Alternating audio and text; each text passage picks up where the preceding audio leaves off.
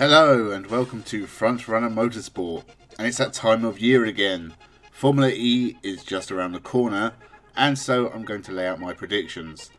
These have in the past been, what's the generous way to say it? Absolutely dreadful, but I'm going to give it another go anyway. And I will say this has been one of the hardest lists to try and pick an order out of. I think this Formula E field is incredibly close in terms of talent and the teams. It's really hard to pick apart drivers, and especially the midfield. The midfield was really difficult.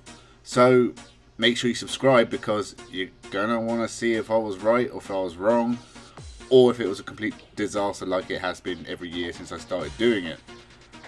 And with that, let's go through my Formula E predictions for 2023.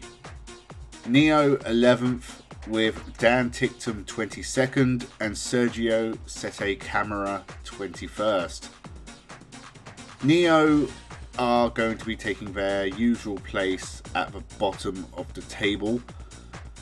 They're not a team that tend to do well anyway. They didn't finish last year, but I think they will again in 2023. On paper, I think they have the weakest lineup. Dan Ticktum didn't have a great first year with the team. Sergio Sette Camara has spent the last few years with the Dragon team. His best finish in the championship is 20th, and I think in something like 40 races he's finished in the points 4 times. I think Dan Ticktum's only managed it once, and they're going to continue that into 2023. They might get a points finish each, but even that's a stretch, and Neo will be last once again. Mahindra 10th with Oliver Rowland 20th, Lucas Di Grassi 12th. It might seem like a bit of a shock. The former champion has usually done very well in the series. He's had maybe a downturn in form over the last couple of years, but otherwise he's a steady race-winning competitor. He is tied for the most wins in Formula E history, and by all accounts is a great driver. It looks like a bit of a coup for Mahindra to sign him for 2023, but I don't think they're getting the best Lucas Di Grassi, and I don't think Mahindra can give him the same platform he's had before with the likes of Audi and such. It's going to be a rough year for Lucas Di Grassi. I think he'll be lucky to get on a podium somewhere. Oliver Rowland, I think, is a very good driver, but I do think he's outclassed in this field, and I think again he's going to struggle in the Mahindra car. I can see him finishing 20th, just ahead of the Neos. Couple of points finishes here and there, but nothing spectacular. Nissan 9th with Sasha Fenestraz 18th and Norman Nato 15th. I think people forget that Norman Nato is a Formula E race winner. It may have been a bit lucky, but he's not a bad driver by any stretch of the imagination. It's nice to see him back on the grid, and I think he'll have a competent year in 15th. Nissan are a difficult team. They were once Edams, who dominated the series in its early years, but they have been slipping down the field for a while, even with top class drivers like Oliver Rowland and Sebastian Buemi. No offense to Norman Nato and Sasha Fenestraz, but they are a younger, less experienced and less renowned team. Sasha Fenestraz is definitely an up-and-coming driver. He did very well in Super Formula, but I think the step over to Formula E full-time is going to be tough, and I think he's the one who's going to be struggling for points. But I think we'll see maybe a couple of good midfield performances out of him. I don't have high hopes for Nissan, really, but they are one of the teams that could surprise. McLaren 8th with Jake Hughes 19th and Rene Rast 13th. McLaren are finally making their debut in Formula E, and they bring the competent Rene Rast back to the series. He did a very good job straight away for Audi when he was brought in to replace Daniel Abt, and he had a good full season with the team as well.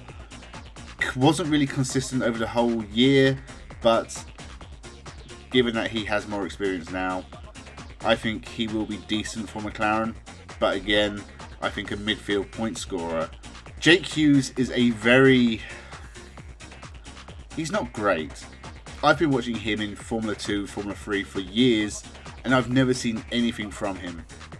And I don't think we're going to see anything from him this year either. Maybe the odd points finish here and there, but I think the signing of Jake Hughes to the team is a misstep. I think there are way better drivers out there who would have jumped at the chance to take this drive. I think they've settled for Jake Hughes, and I think that's going to be a weight around their neck. This could be a really bad prediction if Jake Hughes does really well, but I'm pretty confident he's going to be down the back end of the grid. Abt Cupra 7th with Nico Müller 16th and Robin Freins 11th.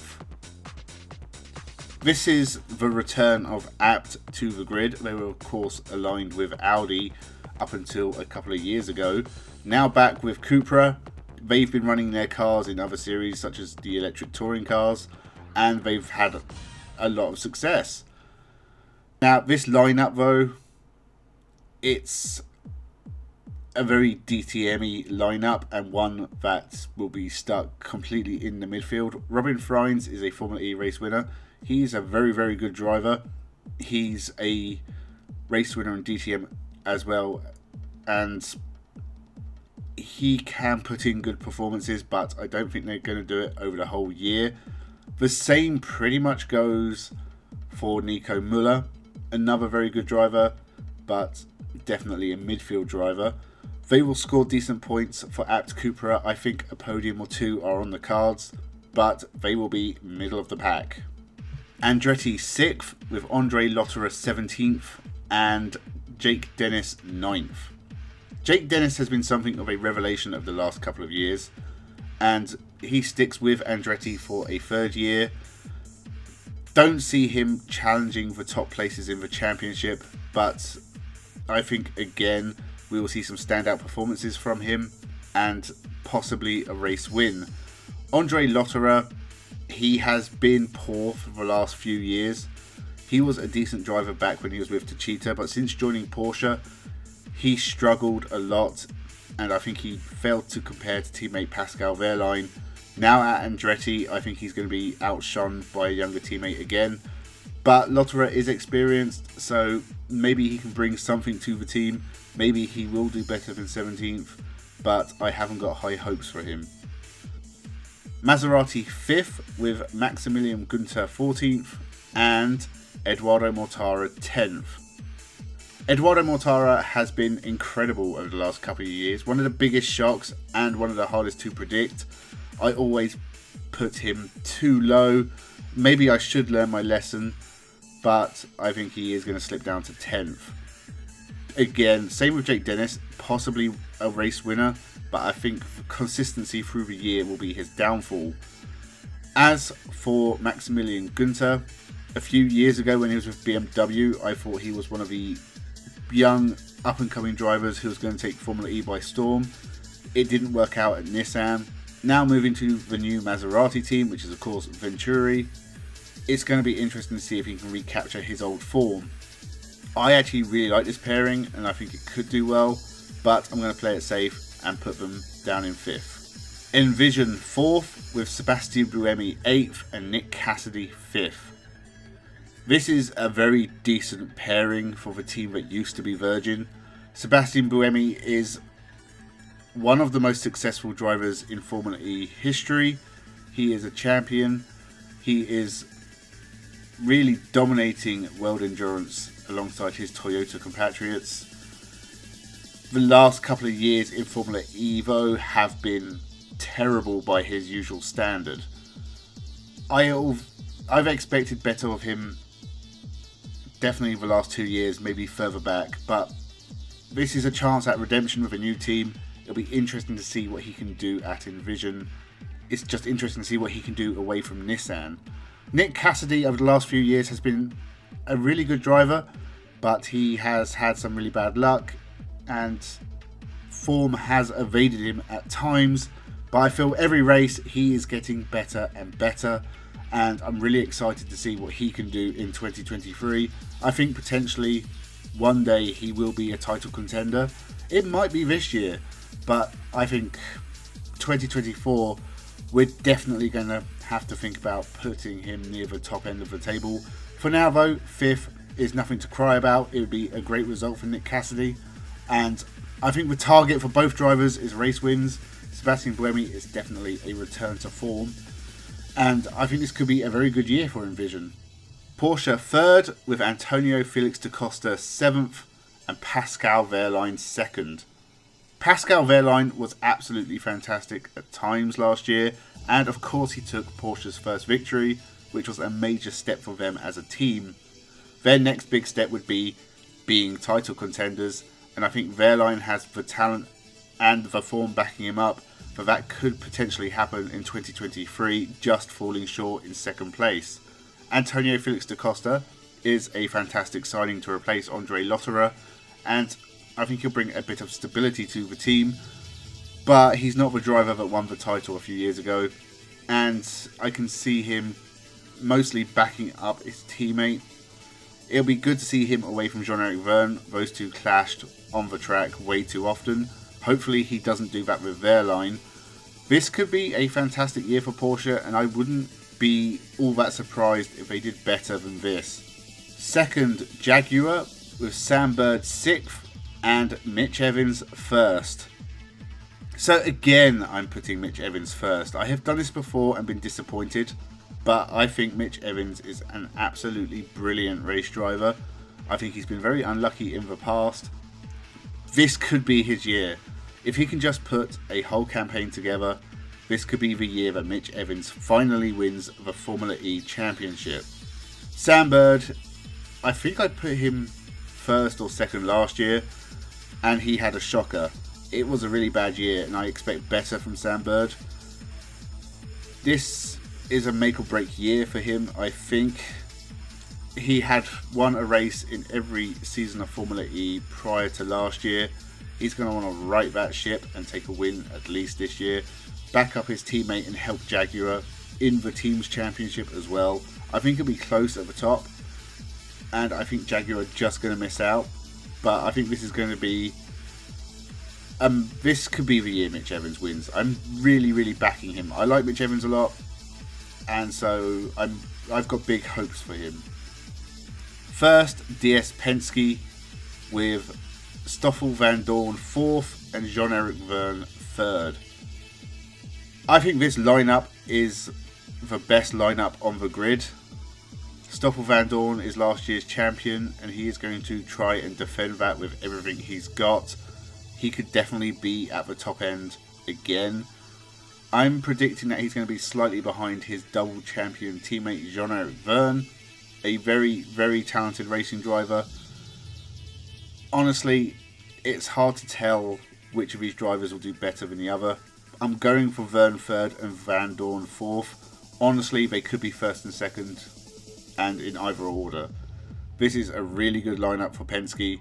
It's going to be interesting to see how they move on from Dragon, now that they have DS from Techeetah. This is going to be a tough team to beat. I think they're going to be the most consistent through the year.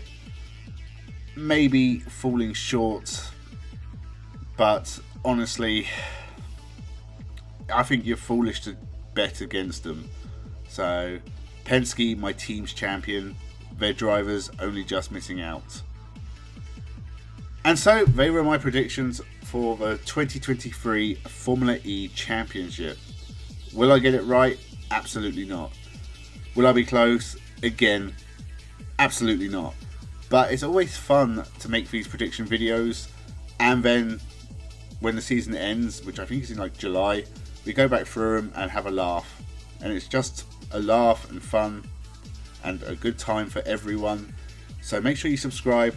I'll be looking at every Formula E race as it happens, and I'm doing my Let's Watch of the second season of Formula E as well on the channel, and there'll be other stuff throughout the year, as well as pretty much every racing series out there. I tend to watch all of them and comment on all of them and cause arguments and get told off.